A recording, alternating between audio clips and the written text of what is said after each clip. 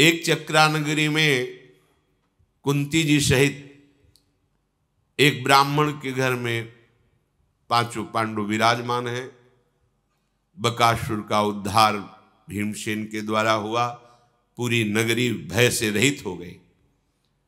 इतने में एक ब्राह्मण देवता पधारे। चलने ही वाले थे पांडवजन वहां से, पर देखा जब कि ब्रह्म ऋषि पधारे हैं तो रुक गए। उस रात में वो कुछ भगवत चर्चा की और साथ में बताया महाराज पांचाल नरेश द्रुपद ने याजुपयाज नामक पुरोहित का वर्ण करके ऐसी यज्ञ की जिससे महावीर धृष्टद्युम्न और द्रौपदी जी का प्रादुर्भाव हुआ।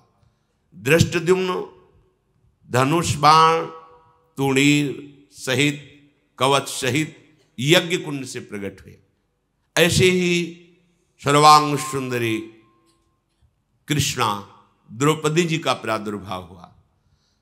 वो ब्राह्मण सुना रहा है पांडवजनों को कि पांचाल नरेश द्रुपद जी के हृदय में था कि द्रौपदी के लायक अगर कोई वर है तो सव्यसाची अर्जुन ही है।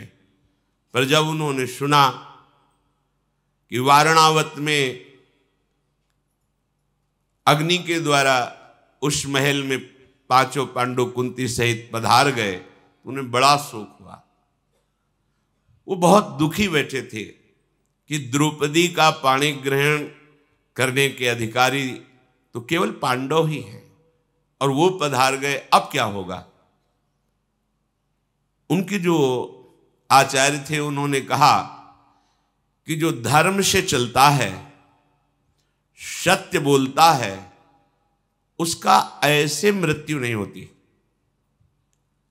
उस अग्नि महल में उनका जलकर मर जाना ये मुझे बिल्कुल विश्वास नहीं हो रहा, क्योंकि धर्मात्मा पुरुष की ऐसी मृत्यु नहीं होती। उनको यहां आना ही होगा। यदि आप स्वयंवर रचे और सर्वत्र ये सूचना पहुंचा दें कि द्रौपदी जी का स्वयंवर हो रहा है और जो स्वयंवर में लक्ष्य वेद कर देगा उसी को द्रौपदी जी वरमाला डालेंगी। अगर ऐसी सूचना फैल जाएगी और अगर पांडव जीवित है मेरा जैसा विश्वास कहता है तो अवश्य पधारेंगे। वो ब्राह्मण पांडवों को ही कथा सुना रहा है। प्रातः काल हुआ,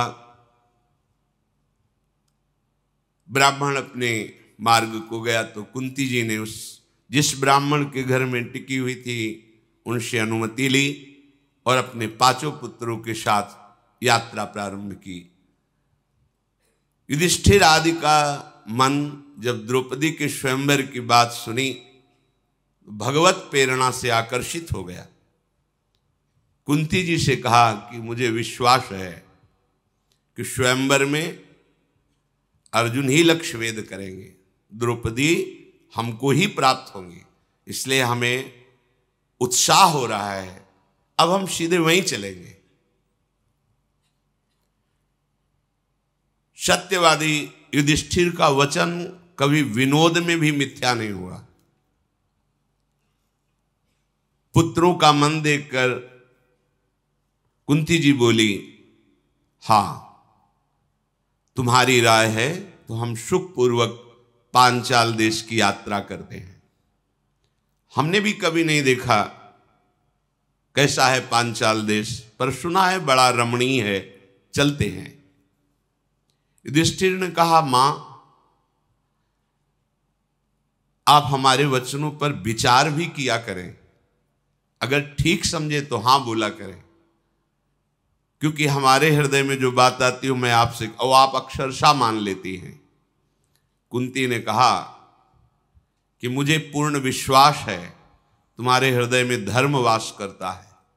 जिसके हृदय में धर्म वास करता है उसकी कोई भी सलाह, कोई भी बात दुखदाई या पाप युक्त नहीं होती है, इसलिए मैं हाँ कह देती हूं।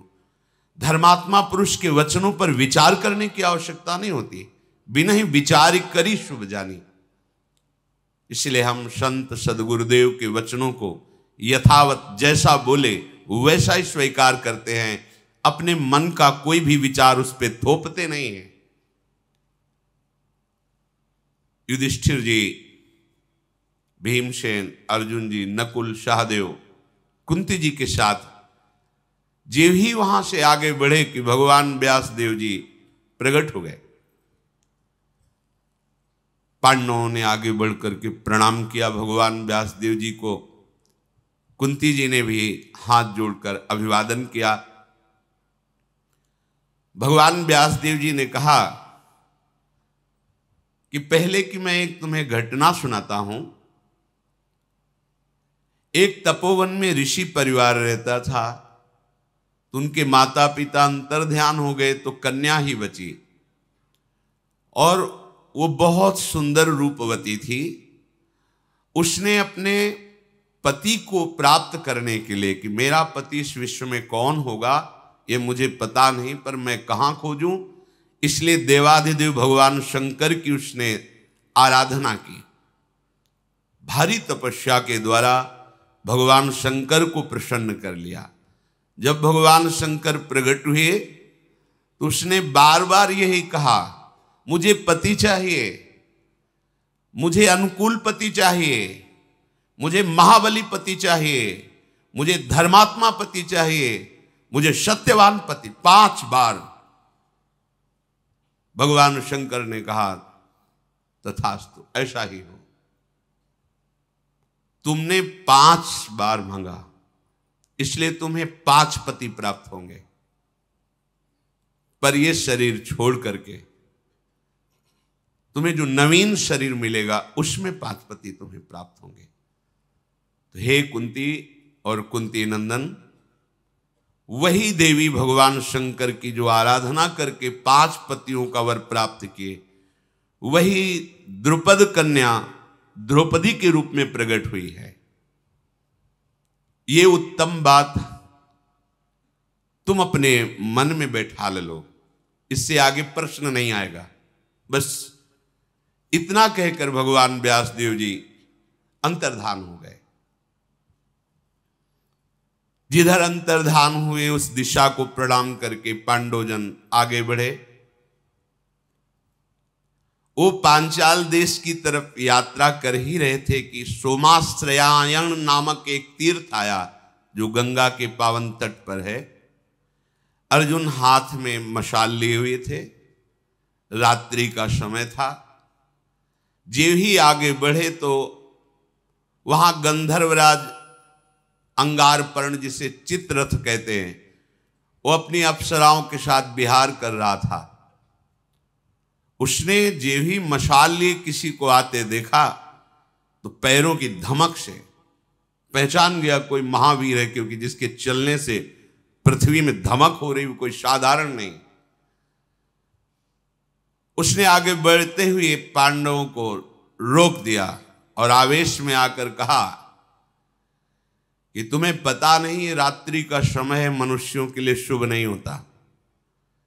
ये गंधर्व, पिशाच, यक्ष, राक्षस इसमें विचरण करते हैं, और मेरे जैसा महाबली मायावी यदि सामने हो, फिर मशाल लेकर कोई बिना डरे आ जाए, ऐसा कैसे हो सकता है?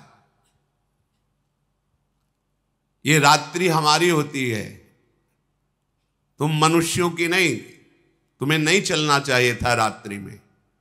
अगर तुम लोभवश यात्रा कर रहे हो तो मूर्खो, हम तुम्हें दंड देंगे, ऐसा गंधर्व ने कहा।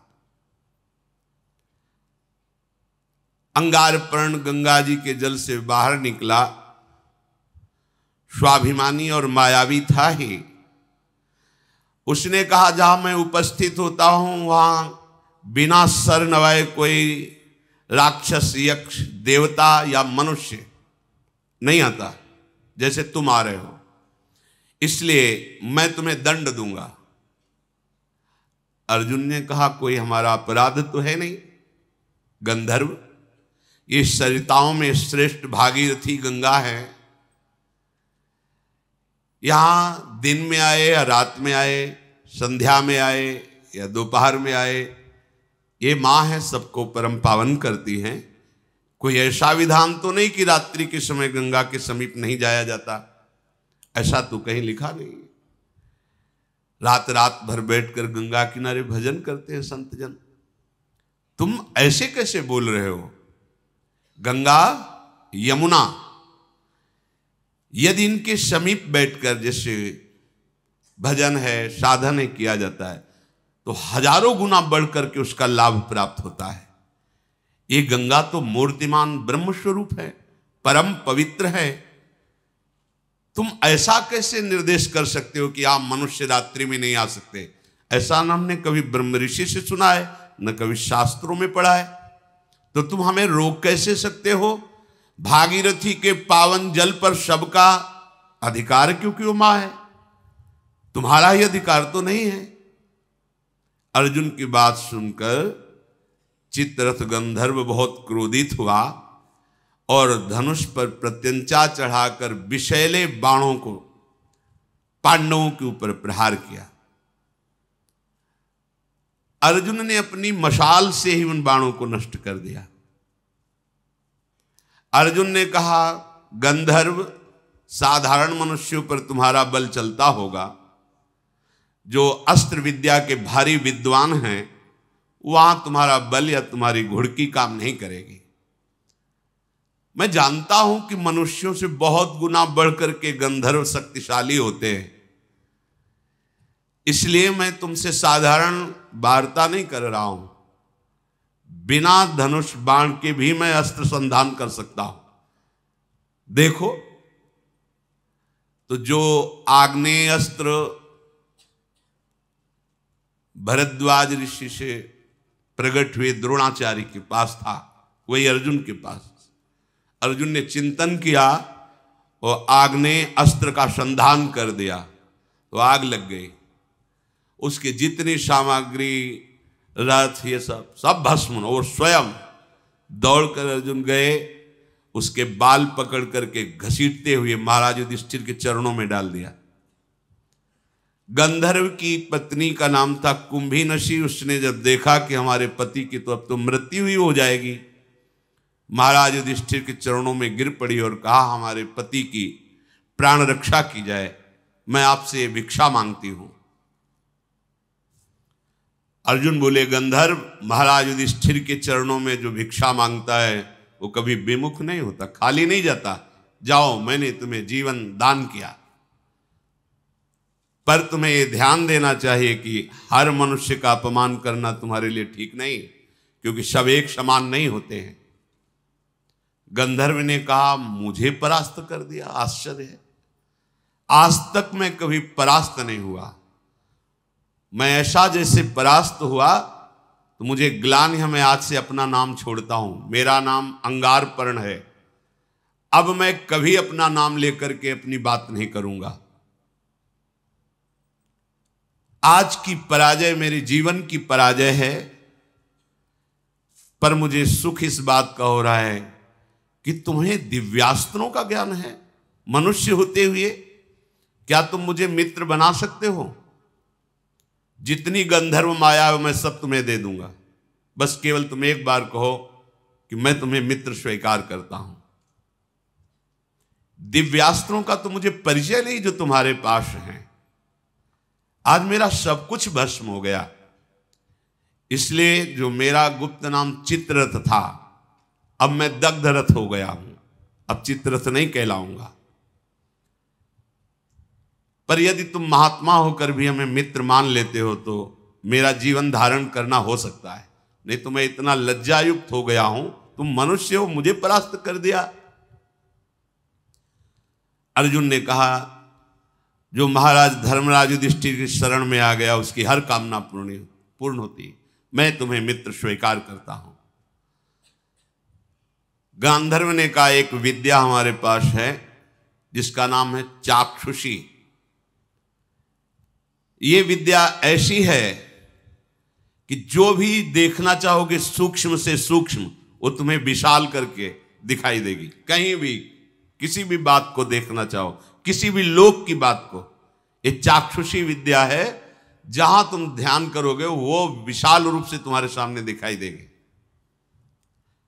तीनों लोकों में कोई भी वस्तु कहीं भी हो तुम अपनी आंख के सामने देखोगे। इस विद्या का प्रभाव है।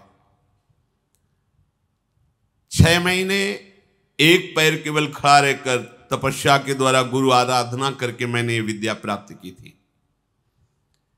इस विद्या के बल से हम सब कुछ देख लेते हैं, कौन आ रहा है, कितना प्रभावशाली है, क्या उसके मन में चल रहा है, आदि आदि। और मैं आपको अपने गंधर्व लोक के ऐसे 100 घोड़े भेंट करता हूं जो पृथ्वी में कभी समानता कर ही नहीं सकते घोड़े। ये आकाश मार्ग से चलने वाले, ये छोटा बड़ा पतला सूक्ष्म महान रूप धारण करने वाले, जिस समय जैसी आवश्यकता होती है। ये जल में भी थल की तरह चलते हैं, वायु में भी चलते हैं, आकाशगामी भी हैं। जिस समय जैसी आवश्यकता वैसी गति धारण कर लेते हैं। अर्जुन ने कहा मैं किसी का दान स्वीकार नहीं करता। तुम बड़ी प्रसन्नता प्रकट करके जो कह रहे हो मैं दान स्वीकार नहीं करता, मैं वीर हूं, जबरदस्ती छीनता हूं क्षत्रिय धर्म के अनुसार, ये तुम्हारा दान धर्म हम स्वीकार नहीं करते। गंधर्व ने कहा दान धर्म नहीं, तुमने जीवन दान दिया है, हमें दान दिया है जीवन दान, अब जो कुछ भी हमारा है वो सब कुछ आपका है, आप स्वीकार कीजिए। यदि आपको ऐसा लगता है कि ये दान है तो आपसे एक प्रार्थना है, जिस अस्त्र का संधान करके आपने मुझे तापित किया उस आग्नेय अस्त्र की मुझे शिक्षा दे दीजिए, बराबर हो जाएगा। हम पूरी गंधर्व विद्या, चाक्षुषी विद्या और ऐसे दिव्य घोड़े आपको दे रहे हैं, आप आग्नेय अस्त्र की शिक्षा मुझे दे दीजिए। अर्जुन ने कहा तो ठीक है, ये सब अपने पास रखो, जब आवश्यकता होगी तब हम ले लेंगे, आग्नेयास्त्र की शिक्षा मैं तुम्हें देता हूं। गंधर्व बोला कि आपको एक बात मैं अपनी तरफ से बताऊं, मैं जानता था कि आप कौन हैं, पर आप मुझसे जीत नहीं सकते थे, मेरी कमी थी इसलिए जीत गए। अगर तुम्हारी कमी ना होती तो मैं तुम पर आक्रमण भी नहीं कर सकता था। तो अर्जुन ने कहा मेरी कमी क्या थी? बोले तुम तपस्वी वेश में और बिना गुरु के चल रहे हो, इसलिए मैंने आक्रमण कर दिया। तुम्हें पता होना चाहिए कि जिस वेश में तुम चल रहे हो, यक्ष राक्षसी गंधर्व पिशाची दानवी ये माया आक्रमण करती हैं, बैरागी तपस्वी, और यदि वो गुरु को आगे करके चलते हैं तो ये मायावी जन उनके ऊपर माया का प्रयोग ही नहीं कर सकते। और तुम्हारे सामने कोई गुरु नहीं है और तुम्हारा वेश तपस्वी का है, इसलिए तुम्हें ये दोष पाकर के हमने आक्रमण किया। हम लोगों का बल बहुत बड़ा चढ़ा होता है, पर जो गुरु के बल से होता है उसके ऊपर हमारा कोई बल काम नहीं करता है। इसीलिए सेवक जी ने कहा है, राधा वल्लभ भजत भज भली भली सब होए, जीते विनायक शुभ अशुभ विघ्न करे नहीं कोई, विघ्न करे नहीं कोई, डरे कलिकाल कष्ट भय, हरे सकल संताप हरस हरिनाम जपत जय। जो राधा वल्लभ लाल का भजन करने वाले रसिक जन हैं, यदि उनके चरणों का आश्रय लेकर भजन करो तो कोई भी विघ्न तुम्हें छू ही नहीं सकता, परास्त नहीं कर सकता। विघ्न तभी परास्त कर सकता है जब आप अपने गुरुदेव को आगे नहीं किए होंगे। आगे का तात्पर्य उनके वचन के अनुसार नहीं होंगे, उनकी आज्ञा पर नहीं होंगे, तो फिर माया का आक्रमण, वो चाहे राक्षसी माया हो चाहे देवी माया हो, वो हमें चाहे शुभ विनायक हो या शुभ विनायक हो, वो हमें परास्त कर देगा। कैसे परास्त होता है उपासक? जब उसकी बुद्धि में भोग सुख की लालसा प्रबल हो जाए और भोग संयोग उपस्थित हो जाए तो जान लेना चाहिए कि ये माया का पूरा प्रवाह हमारे ऊपर हो गया है। भोग उपस्थित हो और तुम्हारी बुद्धि सावधान हो तो समझो कि तुम्हारे ऊपर गुरु कृपा है, माया परास्त नहीं कर सकती। अगर आपकी बुद्धि लालायित हो गई है, राजी हो गई, तो आपसे कोई त्रुटि हो रही है, नहीं तो बुद्धि लालायित हो ही नहीं सकती, राजी हो ही नहीं सकती। कोई त्रुटि है, कोई अभिमान है जिसका नाश होने के लिए ये माया प्रेरित कर रही है। कुंती कुमार कोई भी कामाशक्त हम पर विजय नहीं प्राप्त कर सकता। यदि मेरी प्रार्थना मानो तो किसी गुरु को आगे करके चलो, तो जहां भी जाना चाहते हो, कोई भी निशाचरी, पैशाची या भूत प्रेत, इसका आक्रमण तुम्हारे ऊपर स्वाभाविक नहीं होगा। शत्रुओं का संताप देने वाले वीर, हम लोगों का बल रात में बहुत अधिक बढ़ जाता है, इसलिए तुम्हें आगे चलने के पहले गुरु का वरण करना चाहिए। इस मनुष्य लोक में जो भी कल्याणकारी कार्य की सिद्धि प्राप्त करना चाहता है, उसे मन और इंद्रियों को अपने गुरुदेव के चरणों में समर्पित करना चाहिए। अर्थात मन और इंद्रियों को गुरुदेव की आज्ञा के अनुसार चलाना चाहिए। गंधर्वराज ने अर्जुन जी से कहा कि यदि कहीं किसी भी तपस्वी या भगवत आराधन करने वाले महापुरुष को किसी भी बल से तुम युक्त हो करके अपराध कर दोगे, अपमानित कर दोगे, तो तुम्हारी पराजय ही पराजय हो जाएगी। देखो, विश्वामित्र जी महान तपस्या से भी युक्त हैं और महाबली भी हैं, गाधितर हैं विश्वामित्र जी, पर उनको पता नहीं क्या सूझा कि महात्मा वशिष्ठ का अपराध कर दिया, इसलिए सर्वतोभावेन उनकी पराजय हुई। तो अर्जुन ने कहा, गंधर्व, मैं सुनना चाहता हूं, क्या अपराध किया विश्वामित्र जी ने परम ज्ञानी भगवान वशिष्ठ जी का? तो उनका वशिष्ठ जी महाराज ब्रह्मा जी के मन से प्रकट हुए हैं और उनकी पत्नी का नाम अरुंधति है। उन्होंने काम और क्रोध को सदा सदा के लिए जीत लिया है। वशिष्ठ जी ने, वो अपने मन और इंद्रियों को अधीन रखते हैं, इसलिए उनको वशिष्ठ कहा गया है। मन और इंद्रियाधीन, काम क्रोध विजयी हैं। विश्वामित्र भी भारी तपस्या से युक्त है, पर कहीं ना कहीं तप का एक अहम बना रहता है, वो वशिष्ठ जी में नहीं है। ये राजा होते हुए भी महान तपस्वी विश्वामित्र जी। विश्वामित्र जी एक बार अपनी सेना के सहित उस वन से निकल रहे थे जहां वशिष्ठ जी विराजमान थे। तो उनको पता चला कि यहां महात्मा वशिष्ठ विराजमान हैं। तो गाधी तनय विश्वामित्र जी वहां वशिष्ठ जी के समीप गए और जाकर कहा, कुशिक वंश में मैं प्रकट हुआ हूं, मेरा नाम विश्वामित्र है और मैं कुछ क्षण आपके आश्रम में विश्राम करना चाहता हूं। वशिष्ठ जी ने कहा, राजा भगवान का स्वरूप होता है। अर्घपाद्या देखकर उनका सम्मान किया विश्वामित्र जी का और कहा, आप विश्राम कीजिए, ये आश्रम आपका ही है, ऐसा समझिए। महात्मा वशिष्ठ जी ने सोचा, बहुत बड़ी समाज आई हुई सेना थी पूरी। एक गाय थी जिसका नाम नंदिनी था, जो इच्छा करो तत्काल वो प्रकट कर देती थी। अन्न, फल, मूल, दुग्ध, षडरस भोजन अमृत के समान, जितने भी खाने पीने की वस्तुएं, यहां तक कि स्वादिष्ट चटनी आदि तक सब नंदिनी ने प्रकट कर दिया। एक दो के लिए नहीं, पूरे सैनिक हैं। और सबके लिए नवीन वस्त्र, बहुमूल्य आभूषण उस गाय ने प्रकट कर दिए और विश्वामित्र की सेवा के लिए सेवक भी प्रकट कर दिए नंदिनी ने। ऐसी उच्च कोटि की सेवा। विश्वामित्र जी ने आपस में बात किया कि ऐसा तो हम भी नहीं कर सकते, राजा होते हुए ऐसी सेवा नहीं कर सकते जैसे महात्मा कर रहे हैं। सबको नवीन वस्त्र, आभूषण और सुंदर भोग सामग्री और सुंदर सजे हुए सेवक, ये सब इन महात्मा के पास कैसे है? तो गुप्तचर ने बताया कि महात्मा का चमत्कार नहीं, ये गाय का चमत्कार है। नंदिनी नाम की गाय है वो ऐसा। विश्वामित्र जी ने कहा, बाबा के पास ऐसी गाय थोड़ी होनी चाहिए, ये तो हमारे पास होनी चाहिए।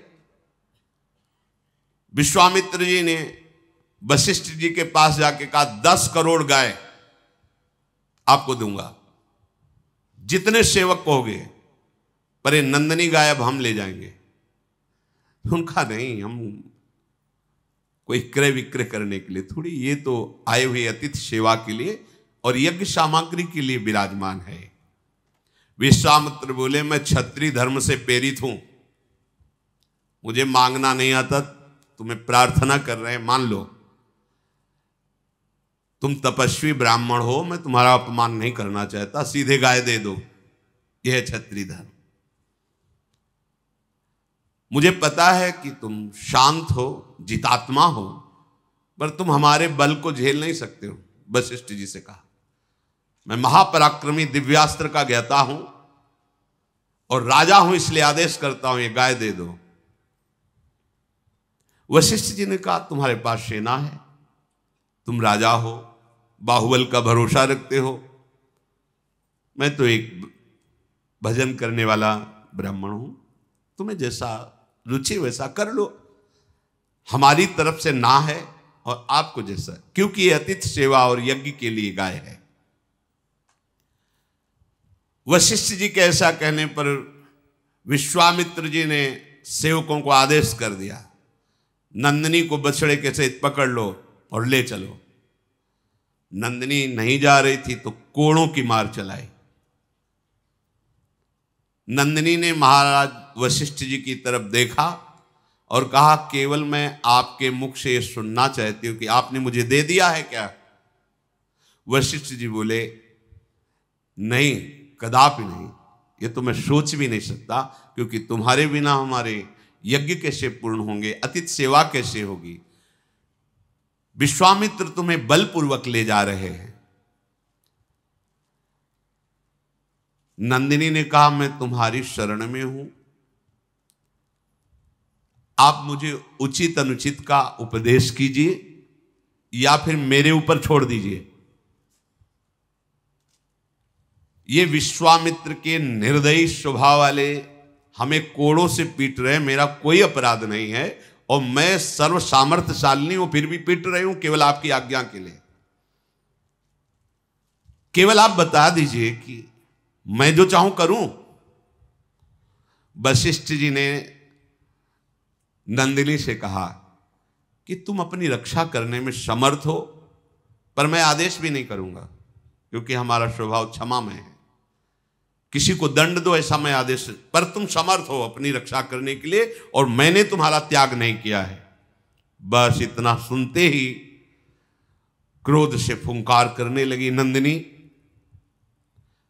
और विश्वामित्र जी की सेना को अपने बल से खदेड़ने लगे।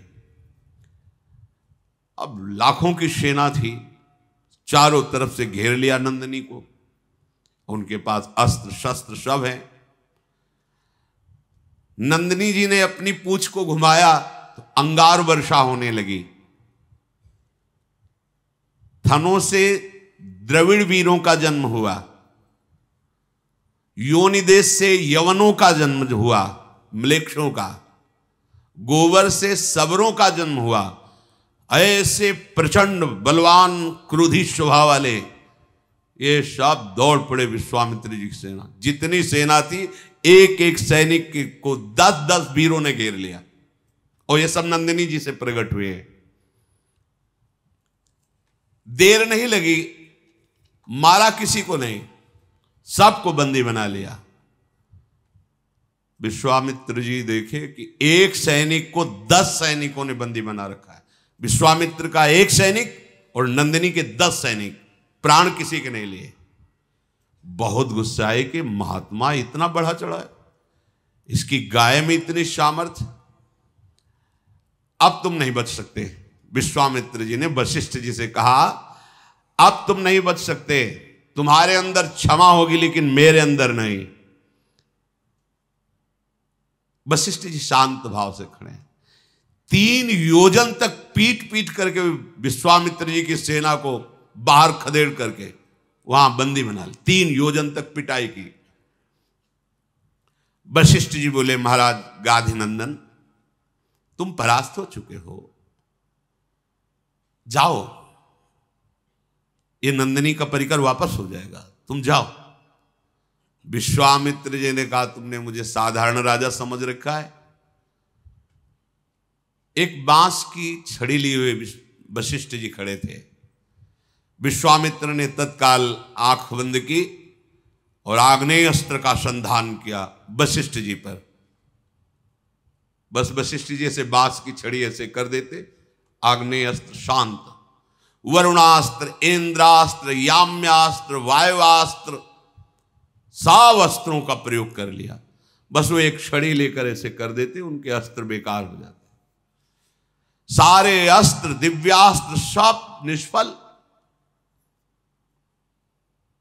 विश्वामित्र जी ने कहा, विश्वामित्र छत्र भावान निर्विण्णो वाक्यमब्रवीत दिग्बलम क्षत्रि बलम ब्रह्म तेजो बलम बलम। धिक्कार है हमारे बल को। आज हमने देखा बल तो इन ब्रह्म ऋषियों में है। एक बांस की छड़ी ऐसे कर दी, सब दिव्यास्त्र बेकार। विश्वामित्र जी से फिर वशिष्ठ जी ने कहा, आप जाओ, आराम से जाओ, तुम बलहीन हो चुके हो, अपनी सेना ले जाओ और फिर किसी ऋषि का अपराध न करना। पर इनके मन को शांति नहीं। भारी तपस्या के द्वारा मैं दंड दूंगा ही वशिष्ठ को। अगर ये ब्रह्म बल से युक्त है तो ऐसी तपस्या करूंगा कि ब्रह्म ऋषि बनूंगा, फिर इनको दंड दूंगा। अभिमान का नाश होना बहुत कठिन होता है। भारी तपस्या की। तपस्या करते यदि किसी से द्वेष है तो सफल नहीं होती। सिद्धांत है, विचार के इनके वंश का विनाश कर देंगे। ओ क्रोध बड़ा विचित्र होता है। वशिष्ठ जी के बड़े पुत्र शक्ति जी वो आ रहे थे, सकरा मार्ग था, तो एक राजा कलमसपात जी वहां से जा रहे थे। शक्ति मुनि ने कहा कि मार्ग छोटा है, आप हट जाइए, क्योंकि जब ऋषि पधारते हैं तो राजा को भी मार्ग देना होता है। उसने कहा, आपको शायद पूरा ज्ञान नहीं है क्या? राजा भगवान का स्वरूप होता है, जब पधारता है तो ऋषि भी पाद्यर्घ्य देकर उसको मार्ग देते हैं। ये बात हो ही रही थी कि विश्वामित्र जी ने देखा और एक राक्षस को मंत्र के द्वारा राजा पे आविष्ट कर दिया। शक्ति महाराज को खा गया वो राजा। 100 पुत्र विश्वामित्र जी ने महाराज वशिष्ठ के राक्षस आवेश करा करके खवा दिए। भारी तपस्या में संलग्न। एक दिन रहा नहीं गया, सोचे आज तो जाकर वशिष्ठ जी को हम जैसे भी होगा मारेंगे। जब वहां गए तो अरुंधति जी कह रही थी, देखो भगवान कितनी सुंदर चांदनी फैली हुई। वशिष्ठ जी ने कहा, हाँ, महातपस्वी ब्रह्म ऋषि विश्वामित्र के जैसे तप प्रकाशित हो रहा है वैसे ये चांदनी प्रकाश। हार गए विश्वामित्र। मैंने 100 पुत्र मारा फिर भी क्रोध नहीं, और मेरी बात मेरी बड़ाई कर रहे। गए साष्टांग चरणों में लेट गए, बोले आप जैसा क्षमावान और आप जैसा महात्मा मैंने देखा नहीं। आज से हमारा क्रोध शांत होता है, मैं सदैव आपके चरणों का आश्रित।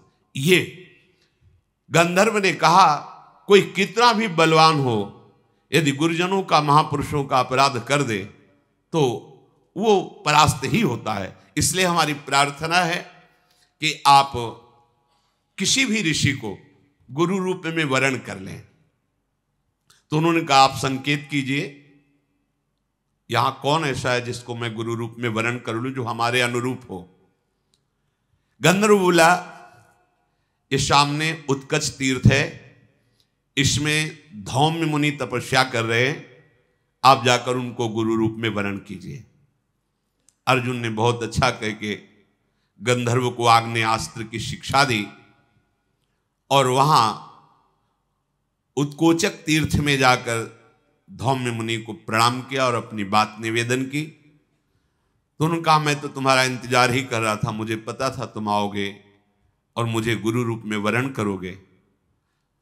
मेरा सौभाग्य है कि तुम पांडवों का मैं, कोई शिष्य ऐसे होते हैं जिनको देखकर गुरु को भी इस बात की शीतलता होती कि हमें सौभाग्य है जो आज्ञा पालन करने वाला शिष्य प्राप्त हुआ है।